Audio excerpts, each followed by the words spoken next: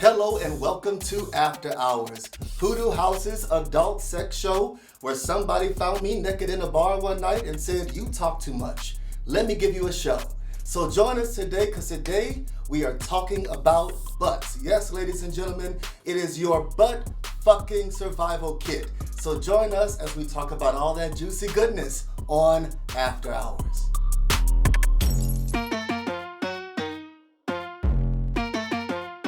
Hello and welcome back to After Hours. Today we are talking about the butt, and we are going to give you your very own butt fucking survival kit. And who better to do that with me than my great friend from the bar, as everybody I know is from.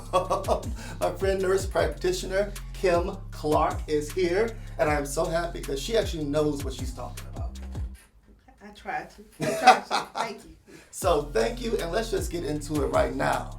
We're talking about the butt, ladies and gentlemen. When I grew up in the 1930s doing the Oregon Trail,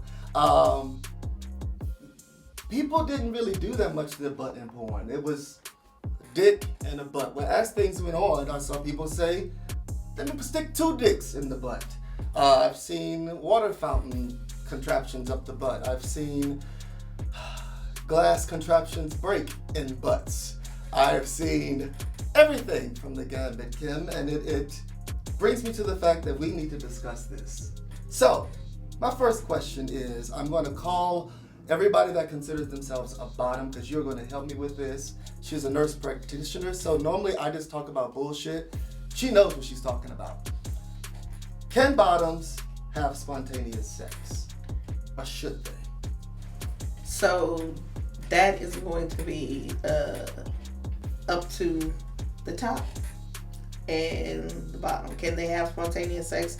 Is it going to do anything or hurt them? No. However, just because the rectum is clear does not mean that the colon or right above the rectum is clear. And once you start hitting that internal sphincter, whatever's right there is going to come out. So you're going to have a shitty situation. Hey. Now, can it happen? Yes, it can. But like I said, Should it's up to you. Well, yeah, I get that because there are a lot of people who, I have a lot of friends who live in Amsterdam, and their big believer is a butt. But of course, they eat berries and almonds.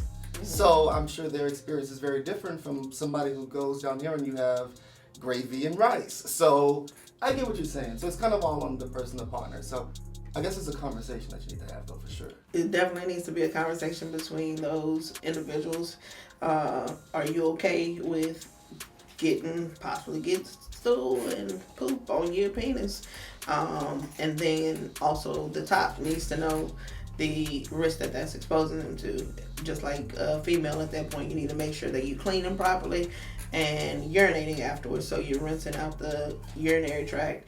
And then if you're not circumcised, make sure you're properly cleaning to remove all of the stool, because the more poop there, the more likely you can get an infection.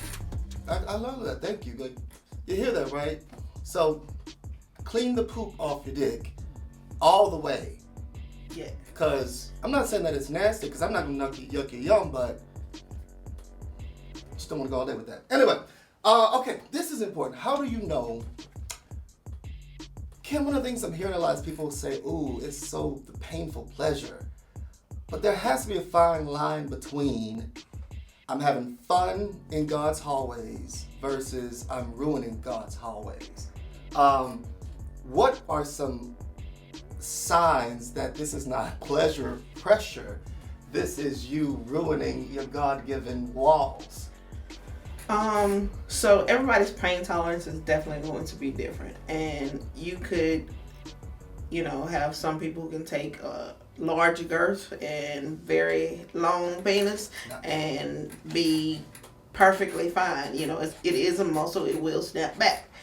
However, when you hear people say, "Oh, I'm feeling it all in my stomach," and you are literally feeling it in your stomach, and you start having tears, and you start bleeding, it's too big. That pain is not a good pain when you starting to rip. That's whenever you start like damaging yourself. Yeah, and can you even feel that happening, or are you just sitting there like, oh, and do you feel like, or is it the next day you're like, oh crap, or do you just lay there in a bloody mess like you are being assassinated? You can feel it happening. You may not know what you're feeling, especially if you in the heat of the moment. Oh God, I'm so sorry. Okay. You in the heat of the moment, you're going and you're like, if you like pain, right, you're going to have a higher tolerance for it and probably put yourself at more risk at some point of injuries to the butthole. However, if it hurts too much, stop it. Mm-hmm. Like, get thee away from me with this. Exactly. We're going to find something else to do, but this ain't going to be it. I dig that. Okay, so what is the best thing you could do after sex to secure your snatch bag? So a lot of that is going to depend on how often you're having sex. Yeah. I'm sorry, that is important. Can you say that again? A lot of that is going to be dependent on how much you're having sex. If you are one of those people that feel like every day is okay, multiple times a day is okay, you probably are going to have a leakage very soon. The muscle has to heal. Just like any other muscle, when you work it too hard, you have to allow it time to heal. So if you are having sex daily, multiple times a day, you'll end up with an injury. To secure it back, you got to give it a break. People, this is a PSA. Please stop just 3 times a day playing golf balls up your buttholes, because you will get what we call leakage. And that does not sound fun on a date. Can you imagine like getting up on a date with a little leakage? That'll ruin it. So please protect your futures, protect your buttholes, and I'm not going to shut up because I think I'm just talking crazy. Anyway, but what is the biggest difference between a butthole and a vagina?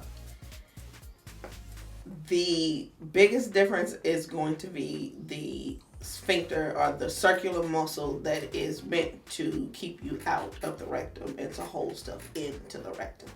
That's why it hurts like fucking hell when... Yes.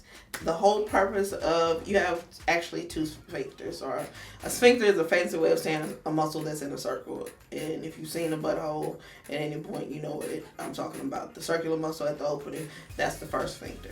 Well, the second one in the inside is a little further up. Once you get those to relax, that's probably when you get a little bit more comfortable and less pain during sex. That'll help me stop punching people when we have sex. That hurts. Don't be doing that. Sorry. Like, you can't hit people. But the thing is, the muscle's just saying out, not in. I get it. Okay.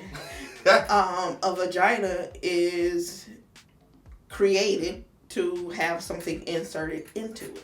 Yes. There is no outer sphincter or inner sphincter of the vagina.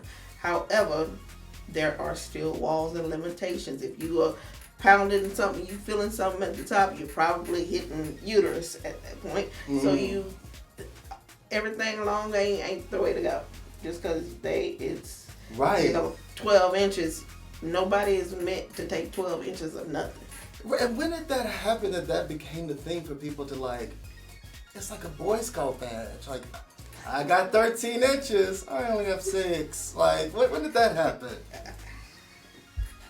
I don't know. So I have a really borderline inappropriate question, but I think a lot of people have always wondered this. And I think you can help me. So, you have a sexual partner that is your first time. How can you explore for bumps and things without just being completely rude? Like, or how can you have that conversation of being like, you got it? Yeah, okay. So the first thing and the biggest thing to know is a lot of STDs aren't going to have obvious signs that you're looking for.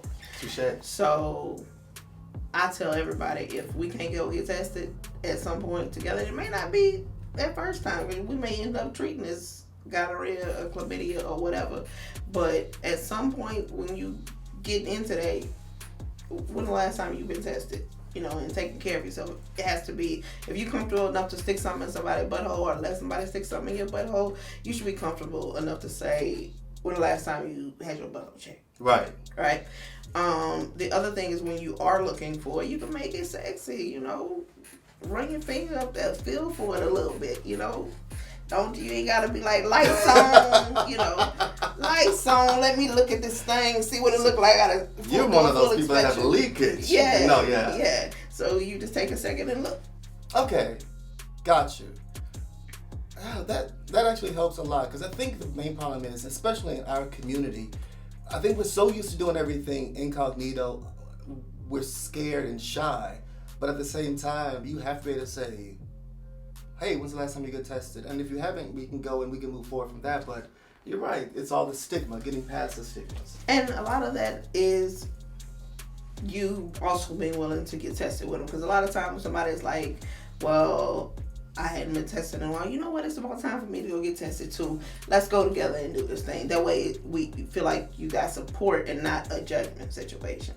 I love that. And I love that, and really saying no matter what, unless, there's a whole nother conversation like, well, here's your list. But, you're right. It's just about honesty and really being open with your partner. And whether it's like a partner for the day or the night, or if you're one of those anal leakage girls, third time today, I don't know. Hey, do you? Okay. What would you say is a top thing you could do to help anal fissures, which we know is this slice and dice thing that penises do to buttholes? So, if you do happen to have a rip or a cut, or you just blew the damn thing out the damn ocean, what can you do to help that? So, I'm a big fan of prevention first. So, one big thing is use the nice balls, whatever they call the anal beads. Anal beads. There you go. I've just heard. Yeah. I know. I've never seen any myself. Use some anal beads and stretch it out first, and that actually does help. The other thing is to give yourself a break. Just like if you had a skin tear in any other area, you had a cut on your finger, you can leave that finger alone and stop picking at it for a while. So if you got a cut on your butt, leave it alone, and it will heal back. It's actually very soft skin, so most of the time it'll heal back really quickly if you leave it alone. Okay, so don't go stick a gallon of Neosporin up your butt. Please don't stick. I've heard. Nothing. I don't know. Okay. Nothing that you don't know how it's gonna come out. There's also a suckage of the rectum that a lot of people don't realize until they get a little kinky and let stuff get sucked up. Okay, so just like if you feel like you gotta poop and you can push it back in, if you go sticking cucumbers up there, then it's going to suck it on in. It's like a black hole. It's like, yeah. So you and then I'll have to come see you shampoo bottles hell there, no. Then it's going to suck it in. Whatever you decide to stick up there, you better make sure that there's a way that you're going to get it back out. I'm not going to see my good friend Kim and be like, hey, what brings you in today? What? How do you like cucumbers, Kim? You remember you told me what not to do, and I have a big problem with doing that. So we have a cucumber, tomato, and an almond. Anyway, so leave it alone. As I've heard a lot of people say, stick you some Vaseline and go up there, and Neosporin, and I've heard peroxide. I've never heard peroxide. I've never heard that. But really just... So the reason why I say don't treat these things unless one of you talks to a medical professional first and they give you the appropriate thing to treat it with and they look at it is because a lot of these Neosporins and over-the-counter stuff is antibacterial. So your butt is meant to have some bacteria in it. That's kind of what's meant to be up there. If you start killing too much stuff, you're going to end up with worsening problems. Okay, I got you. Thank you. So we have learned today that the butt is a beautiful thing, but you have to take care of it like everything else. We also learned it is a muscle. And just like you can't just go punching other muscles because it causes it to relax. And you get a thing called anal leakage, which nobody wants. We learned that today. I would love if you could play some really soft violin music under this. We also learned today that you shouldn't desire 13 inches. You can have nice pleasure. It sounds like if you get past the second, because I've heard people talk about the third hole, and I've heard brain knockers. That's the new thing. But get past the second hole. Use anal beads. Is any lube okay? Or lube is great. I mean, lube silicone is great. up the butt, or do you prefer water-based? I prefer water-based. But silicone works for some people, and if silicone has been working for you, fine. But water-based is always going to be the safest bet. A spray of Pam, if you don't have any. You know, some soap on there or Yes. something, you know, grease it up first. Little Pam. I like to use the olive oil, but if you're a nasty girl, you could just go with the original. It's up to you. Okay, look, we're almost out of time. We have learned a lot about the butt, but now it's time for something I'll call rapid fire. Rapid fire! It's cool. They're going to have fire and stuff that comes up there. Big budget, big budget. So I'm going to ask you just crazy questions that come to my mind and answer them. Okay, so if you had to do a commercial and you had to find a character on Sesame Street to talk about having chlamydia and the effects it had on it, what Muppet would you pick? I'm picking Elmo because I feel like Elmo can do anything and do Elmo's it in a such little a nasty. nice way. But Elmo got a little Take Elmo on me just look problem. Like, yeah. He has space issues. Yeah. I would think Snuffleupagus. He looks like he's the mange and was a party girl back in the 80s, but still paying for it and still going to the clinic every now and then. Love Snuffleupagus. That, you know, he looked like he might still have something. So, you know. Yeah. Superhero that you would sleep with. I want. Who was that in Catwoman? She ain't. I just want her. Halle Berry. Oh yes. So you want that Catwoman? Yeah, I want that Catwoman. Not the Eartha Kitt one. I don't care about none of the rest of them. But Halle Berry in that Catwoman outfit, even though she probably old enough to be my mama, maybe grandma by now. That's my sex. That's who I'm sleeping with. You know, I used to always find sex, and I think I have an issue. You remember Batman? It was Mr. Freeze. Yeah, like it's a zaddy thing, and I don't know what it is. I'm working through it, but I am totally in love with Mr. Freeze. Okay, next question. Anyway. Buddy, you feeling all right? Swoon, so dreamy. Okay, last one. Strap-ons. So, can a lady take 13 inches in a strap-on? Is it easier for them than it is for us? No, because the vagina is only so long. After you get out of that vagina space, you got a little bit more room until you hit the cervix. After that, you basically hitting behind this woman's cervix and everything else and you just punching walls. No, nobody should take 13 inches. Stop doing that. I mean, if that's what you enjoy doing, do your thing. But you don't have to come see me probably in the near future. Got you. Well, it has been amazing, and I am going to stop having sex 3 times a day. Thank you so much. Didn't know that's what that problem was. Kim, thank you so much. But actually, I'm going to have to bring you back because we talked about men buttholes. I feel like I need to learn a lot from you and the lady pond world about the magnolias, the lanterns of glory, the elderflowers, the 100-acre wood, the vagina. So please, please, please join us next time on After Hours as we will be talking about vajayjays. Thank you, and join us again next time. I ain't shaking it for you, I'm shaking it for